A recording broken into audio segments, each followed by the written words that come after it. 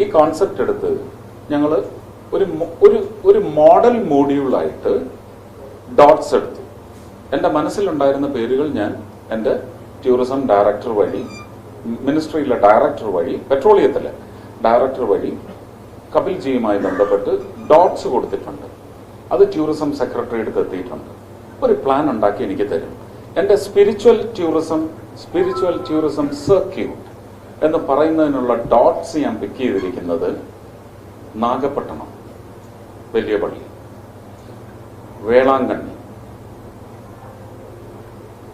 വേളാങ്കണ്ണിയിൽ നിന്ന് ഡിണ്ടുക്കൽ ആ പ്രദേശത്ത് എവിടെ ഒരു അമ്പലമുണ്ട്, അതൊരു ഡോട്ടാണ്. കൃത്യമായിട്ട് ആ അമ്പലം തന്നെ പിക്ക് ചെയ്യണം. അതാണ് അടുത്ത ഡോട്ട്. അവിടുന്ന് നേരെ മംഗളാദേവി, മധുരൈ വരാതെ തന്നെ കമ്പം തേനി ക്രോസ് ചെയ്ത് മംഗളാദേവിയിൽ നിന്ന് ശബരിമല തൊടില്ല, നേരെ മലയാറ്റൂർ ടു കാലടി ടു കൊടുങ്ങല്ലൂർ, ചേരമാൻ മസ്ജിദ്, എവിടെയും ഒരു സ്കേപ്പിലും ഇല്ലാത്ത എന്റെ മാതാവ് ലൂർദ് മാതാവിൻ്റെത് ഫൈനൽ ഡോട്ടായിട്ട് ഡോട്ട്സ് ഇട്ട് കൊടുത്തിരിക്കുകയാണ്. ഇടയ്ക്ക് ഒരെണ്ണം വിട്ടുപോയത് അൽഫോൺസാമയുടെ ഖബറിടം, Bharananganam,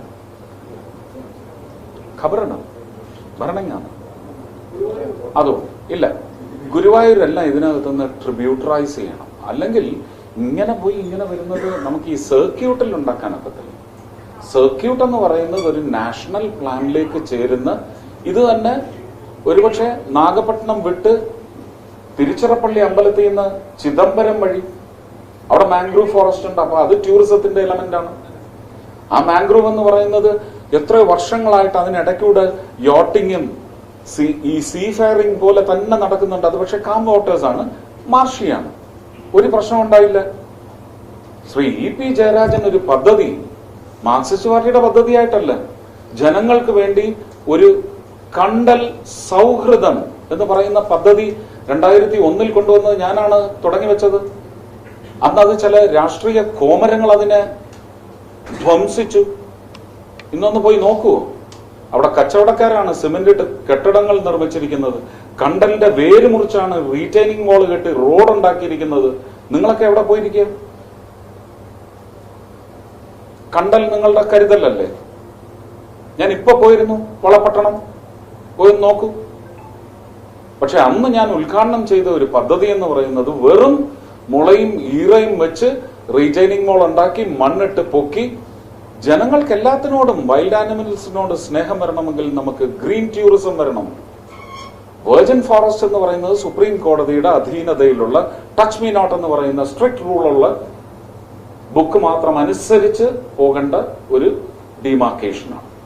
Accepting the virgin forest, get the children to experience, to breathe in a forest containing wild animals, worms, unseen cellular structures under the soil layer.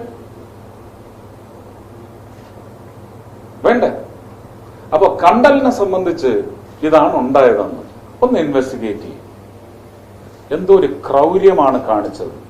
അന്ന് അതിനെ തടഞ്ഞ ഒരു വിഭാഗം ഇന്ന് അവിടെ നടക്കുന്ന ഇൻഡസ്ട്രിയലൈസേഷൻ അവസാനിപ്പിക്കുമോ? കണ്ടലിന് തിരിച്ചതിന്റെ പൂർവ്വ രൂപം നൽകുമോ? പൂർവ്വം നൽകുമോ? ചിദംബരം എന്ന് പറയുന്നിടത്ത് സിനിമാ ഷൂട്ടിങ്ങിന് മുഴുവൻ എൻ കർണന്റെ ജയശങ്കർ ജെയിംസ് ബോണ്ട് പടങ്ങളില് നിങ്ങൾ പോയി സ്പീഡ് ലോഞ്ചിൽ പോകുന്ന ഷോട്ടുകളൊക്കെ കണ്ടു കഴിഞ്ഞാൽ എല്ലാം അവിടെയാണ്. ശിവാജി ഗണേഷിന്റെയും MGRന്റെ ഉണ്ടോന്ന് എനിക്ക് തീർച്ചയില്ല. എത്രയോ സിനിമകളാണ് അവിടെ ഷൂട്ട് ചെയ്തിട്ടുള്ളത്. ഇന്നും എത്രയോ സിനിമ, ജെന്റിൽമാനിൽ അതുണ്ട്, ശങ്കർ സാറിന്റെ പടങ്ങളിലുണ്ട്, ശരത് കുമാർ സാറിന്റെ പടങ്ങളിലുണ്ട്. ആക്ഷൻ സീക്വൻസസ്, ഒരു വാട്ടർ ബോഡി ചേസ് എന്ന് പറയുമ്പോഴത്തേക്കും പെട്ടെന്ന് അവിടെയാ പോകുന്നത്. ആരാ തടഞ്ഞത്?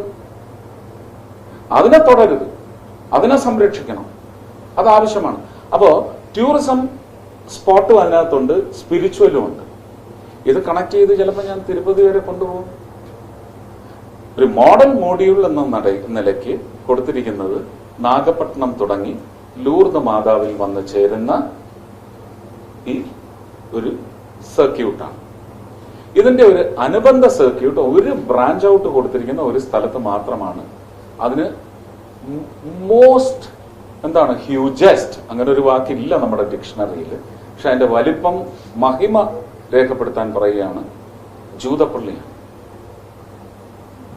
ഫോർട്ട് കൊച്ചിയിലെ ജൂതപ്പള്ളിയായിരിക്കും ഇന്ത്യ ഗവൺമെന്റിന്റെ തന്നെ സഹകരണത്തോടെ ഉയർത്തിയെടുക്കാൻ പോകുന്ന ഏറ്റവും വലിയ, നമുക്കൊരു വർഷം ഒരു 500 ജൂത സമൂഹത്തിൽ പെട്ടവർ ഇവിടെ വന്ന് അവരുടെ പൂർവം ആഘോഷിക്കാനുള്ള വേദിയായി വളർത്തിയെടുക്കണമെന്നാണ് ആഗ്രഹം. നടപ്പിലാക്കിയെടുക്കാൻ പറ്റും എന്നെനിക്ക് തോന്നുന്നുണ്ട്.